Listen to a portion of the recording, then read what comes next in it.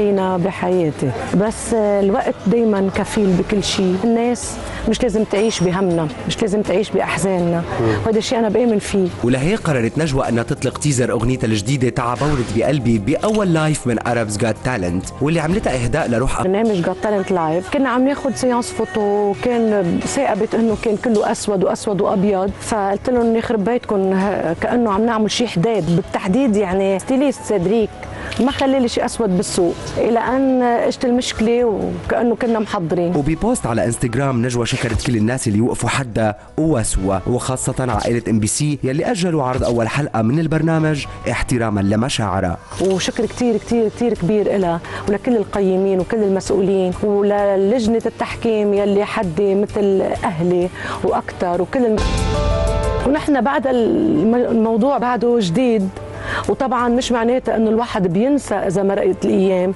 ولكن قلت لك لازم نرجع نكفي ونعيش، لانه نحن ولاد الامل، ولاد الحب، ولاد الرحمه. وهذا الشيء باول مقطع باغنيتك النود ولا هي؟ لا ما في شيء مقصود.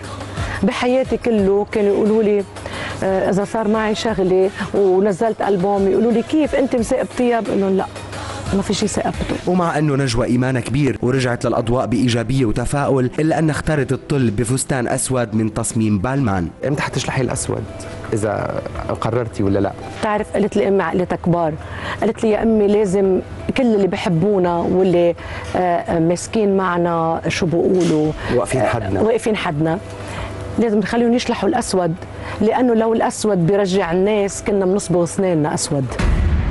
شو بتنصحي الناس دائما، لانه انت كثير ناس بتتبعك بتشوفك ايدل لهم، لما بيمروا بهيك ظروف شو يعملوا؟ يفتشوا على الثغرات البسيطه يلي ما قدروا حبوا فيها بحياتهم، ويجربوا يستلقوها ويحبوا لحتى ما يندموا على ولا لحظه الحب.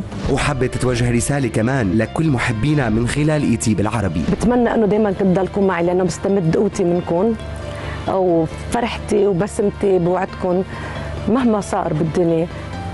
الامل اللي بيساعدني عليه ربي وانتم. وطبعا معروف انه جمهور نجوى كرم كتير كبير وبيدعمها دايما، والدليل انه اغنيتها الجديده